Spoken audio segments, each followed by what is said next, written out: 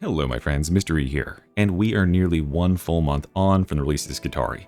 Chances are, at this point, if you're a relatively new player or a returning player, and you are still playing the game, and by necessity, you're watching this video right now, I think there's a pretty good chance that you have the specific sort of brain damage that is required to get a lot of enjoyment out of playing Havoc. But I know there's a lot of players out there, I talk to them every day, I see them in my comments every day, that are uninterested or feel intimidated by the Havoc sort of game mode. They don't know what to expect, and that can be really fear and anxiety inducing. They don't know if their skills or their builds are up to snuff. They don't know what is different about this mode as compared to other modes, and therefore it's safer and feels better for them to stick with what they know with Damnation and Auric and just play that way. I'm here to, hopefully today, to sell a good number of you on the experience of Havoc, which for me has replaced every other mode in the game. So we're going to go through just some really simple basics today, but over the course of the next few videos about this, I'm going to scaffold. We're going to build up the things and the things you should be focusing on as far as improving your skills, the things that you should go and reflect and take time to work on that will make you competent as you level up and get better and better and better at the game, and specifically at the Havoc game mode, because Havoc has its own specific set of bullshit that you'll have to learn to counter, and that's what will make you a really, really good player. So today's video is going to be super basic. I kind of want to put it up here as a screener to not only get people into the mode, but also to answer probably the most important question: should you play Havoc at all? And that's why the video is titled what it is. How and why, or why and how should I start playing Havoc? So let's answer the why question, and hopefully, this will help you decide whether or not this is for you, because I 100% guarantee there are people in my audience that this is just not for you, that Havoc would be probably something that would very much be displeasurable in your life. It would bring you a lot of pain and suffering and not much enjoyment. So let's go ahead and put up two lists. The list on the left here, I'm going to populate this with things where if you are thinking this, if this is in your mindset, then Havoc is probably a good fit for where you're at as a player and where you're at as a gamer in general. Gamers. Okay, so up on this list, we have phrases such as, I seek challenge for challenge's sake. I want to make my skills as sharp as they possibly can be. I enjoy a little bit of punishment and pain. I have a new desk and or wall that needs a ventilation duct punched in it. And no girl will fuck me, and I desperately want to keep it that way. If any of those describe you or fit with your general vibe, Havoc very well might be a good fit for the sort of gamer that you are, because it is, like I have said before, but a little bit more tongue-in-cheek, but I mean this seriously, it is the Dark Souls of Darktide. It is uncompromising, it is brutal, it is intentionally unfairly difficult, and it can and will rip hours away from you with little to nothing to show for it. And the ultimate goal of completing Havoc is just to say that you did it, right? It's to say that you did it, and there is this tremendous gulf between players who have completed Havoc 40 and people who are legitimately good at playing Havoc. And so if you are a person who is self-motivated to become good at your game that you're really enjoying, then this is going to push your skills farther than anything else ever would. I would liken playing Havoc and getting good at this game mode to a super soldier program, where in two different ways. One, it has the potentiality, if you can hack it, of turning you into a god amongst men. You will simply stomp over any difficulty that is not the highest difficulty in the game. Everything else will feel trivial. You will not be fazed by any lower difficulty ever again, because your skills will be so sharpened and so refined from your experience here. Simultaneously, it will ruin your experience of everyday normal mortal life, right? You cannot go back to how things once were. You cannot live that normal Auric Damnation enjoying life anymore unless you're soloing it or doing it, because your power level will just be too high to exist in that mindset anymore. That stuff will bore you. You will seek for the ultimate validation of beating the Havoc 40 over and over and over again. And so that is something I have to warn you of, is that can and will happen to you. But those are all the reasons and the things that for some players might very much motivate them to play Havoc. But there's another set of motivators that I think are bad motivators, and I want you to steer clear of Havoc if these on the right here are your primary reasons for playing this game mode. Oh gee, those cosmetics look really cool. I want to get them. I need to clear Havoc for the penances. Maybe I'll get better teams in Havoc. I sure hope nobody calls me out for throwing games.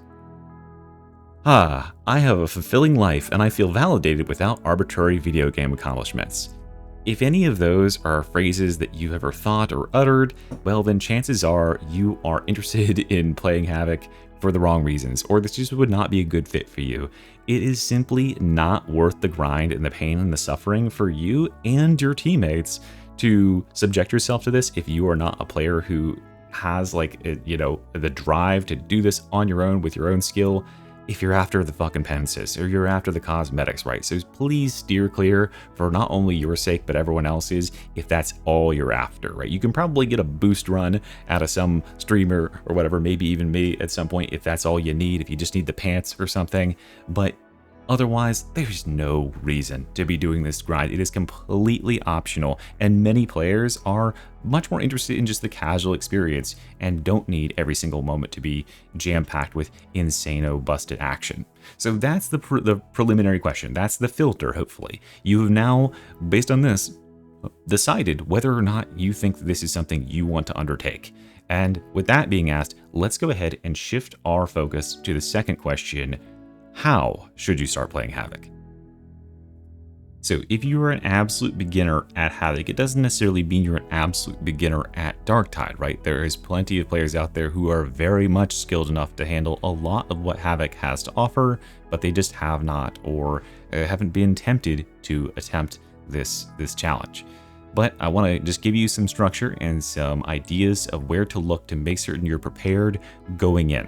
The first thing let's address is, should you start at level 1 Havoc or should you jump to Havoc 16? Because if you are unaware, if you are a player who has never unlocked Havoc before, when you reach level 30, you'll speak with Commissar Duquesne over by the Havoc terminal on the right side of the Morningstar, and you can queue up for Havoc after you've completed a Maelstrom mission in the game. And those Maelstrom missions can be completed on Heresy difficulty. That will queue you in at level 1 of Havoc, and I would actually encourage you not to do this. This to me is a massive waste of time. Havocs 1 through 10 are on Malice difficulty. They are insanely easy because the enemies have so little health, right? So if we're playing in Heresy, or probably, you are level 30 at this point, so you probably played on Damnation, maybe you even played on Auric. These difficulties will feel mind-numbingly boring and they will give you the wrong impression of what the game mode is about. So I highly recommend that in order to start queuing for Havoc, you use the ability to do an Auric Maelstrom game and skip directly to Havoc 16. And an Auric Maelstrom, on average, is harder than Havoc's 16 through 20. All of those Havoc ranks are Heresy difficulty scaled, meaning the enemies have roughly that amount of HP, which is way easier than anything you'll encounter on Auric. However, when you hit 20 plus, and we'll talk about the ranking structure and how these difficulties scale up and what you need to be getting ready to expect in a future episode, that is when you'll start to kick into overdrive. But jumping straight to 16 is great because it shows players who might be prospectively using the Party Finder to find you that you are aware that you can skip to 16, that you have at least a little bit of knowledge there, and it's going to make you look better on its surface than someone who's trying to queue up with a rank of 3. That brings me to the second thing, which is, how do you play Havoc games, right? There is a party finder for Havoc for whatever reason. We have to be joining in or having hosted parties so that other players can join in and then playing Havoc as a pre-made set of 4. There is no quick play option here. So the options for you are, do you try to join other players, or do you host your own games and have players join you? And this comes down to a matter of preference. Some players don't like or don't feel that they have the skill or knowledge to screen other players coming in and get the right ones in their game. And then there's another set of players that don't really like the feeling of being evaluated and denied and approved. It can feel like a job application where you're getting turned down dozens and dozens of times for one acceptance. It can be pretty crushing.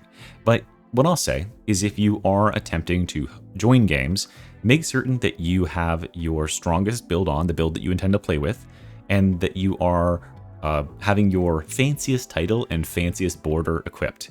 Because players, especially players that are playing with mods, can use mods, and some of this is shown by default, but they can use mods to inspect your build from the party finder. So dress to impress, right? Make certain that you have your best foot forward. If you are just hosting a game, they can still do this, they can still inspect, but they're much less likely to. And then if you haven't modded yet, you should go check out my modding guide. If you're a PC player, definitely get inspect from Party Finder, and you can go in and see whether people's builds are fitting what you want on your team, because there's sometimes where you really just don't want a veteran with stealth, right? You wanted the veteran with a shout to help the team, and that could be someone you'd screen for. Now, this could be considered toxic by some, but Havoc is a pretty difficult game mode, and I think it's only fair to expect your team to bring the best.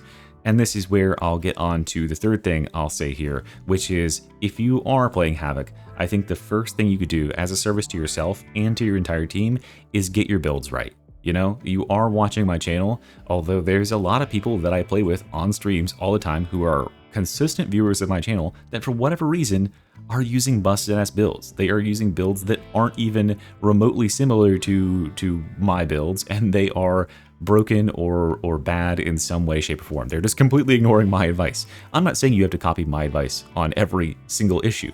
However, what I am saying here is you definitely want to understand what it is that is considered good in Havoc, what it is that players are going to be looking for certain classes to bring on certain builds, and play around that, right? So don't show up and be playing your own homebrew creation that you have no idea whether this thing works in any difficulty outside of heresy, right? There is simply no shame in either borrowing and adapting, or even wholesale lifting a build from myself or any number of other creators. I would just ask that you look for creators who are making builds for more generalist audience, like myself, like Reginald. You know, these builds are tested and they are strong because they are designed to work for most players. There are creators out there who are very, very skilled and play lots of Havoc 40, who are playing with suboptimal builds just to test themselves and prove themselves.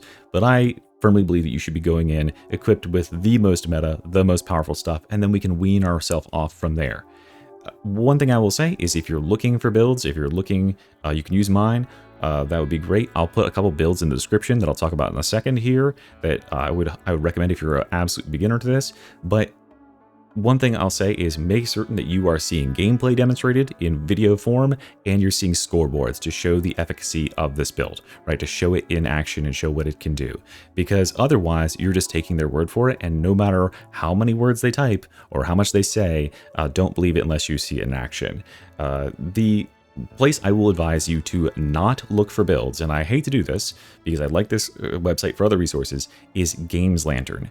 Do not use gameslantern.com to find builds, especially for Havoc, because that website, much like Overframe and Warframe Builder and all those community websites for Warframe, are filled with builds that have been made by random members of the community that have no video proof of them working and have clearly not been optimized at all, right? They're missing tons of talents that are widely considered by members of the Havoc playing community to be incredibly powerful, perhaps even overpowered, and they are just simply not tuned for that. And they sit at the top of the pile. They will be recommended and thrown in your face that, oh, this is the best build for the Psyker, this is the best build for the Zealot, this is the best build for the Veteran, and they are not. They are not even close. So yeah, do not use that website, because players are just going and upvoting the things that are already at the top. They're not actually knowing anything about the game and refining these builds at all. They are just generally, it's a grab bag, right? There's some that are okay on there, but a lot of the ones that are sitting at the top of the pile are just absolute trash, and you would do terribly in a Havoc if you bring those as your build of choice. So avoid that. Okay, that's my rant there. Maybe I'll do more as a rant video on that website later. Let's get back on track here, though, and talk about a couple builds that I would encourage you to run if you are looking to jump into Havoc and you're worried about your efficacy, if you're worried about, hey, will I be able to hack it or be a valid member of the team? Or are people going to call me out for not contributing? I think that I would suggest you start with a very strong meta-styled support build, right? Where you are not the primary damage dealer. You're not the primary tank who's out there in the front, who's calling the shots, who's leading the charge. You just want to have a valuable role that ensures that you are providing, something to the team, even if you're not the most mechanically or like aware player of what's going on all the time. I think my number one pick for this would be a Chorus Zealot, a Sport Chorus Zealot, which I'll link in the description. This is a super easy build to pilot, doesn't require really any skill, and it's very easy to understand when it's a good time to use your Chorus ability, which is a little bit of practice, and that can push back so much threat for the team. It will basically lock in and secure a ton of wins on Havoc. It's a very good pick into Havoc game modes, and tons of players will want you on the team with this. Even if you are not contributing all that much damage, you are going to be a valuable and valid member. And then as you gain experience, as you get your legs underneath you and you're more confident at what Havoc can throw at you, and you are getting better at the game and you feel like you could compete in terms of damage numbers, make certain you're running scoreboard. By the way, get mods and run scoreboard to check your stats and make certain you're not just kind of like hallucinating, but check your damage numbers and see, hey, am I keeping up? Am I perhaps winning in terms of damage? Maybe I could be the main character and go DPS, or maybe I should be the tank and be Ogren and lead the charge and push through and taunt everything and crowd control, whatever fits your skill set, right? But for absolute beginners, do Chorus Zealot. Super easy, brain dead, wins very hard, wins very easy. That's a great way to push through, and then work yourself into more aggressive solo damage dealer focus stuff from there, but that'll be for much later on. So there you go. That's my recommendation for getting into this thing, for getting started. I guarantee that the first levels will be an absolute breeze, but we'll jump into talking about leveling and how that works and how that scales up in a later episode. Thank you for watching. Hopefully I gave you some helpful advice, and hopefully you're interested in playing Havoc. As I said at the beginning, it can be an absolute ton of fun. It is definitely the thing you'll want to get into if you're planning on playing this for thousands of hours, because yeah, it is just a great experience, and the feeling to raise your skills to such a level that you can clear this stuff. It is very rewarding in and of itself. Anyway, like I said, thank you for watching. Mr. Riata here. Have a good one. Bye-bye.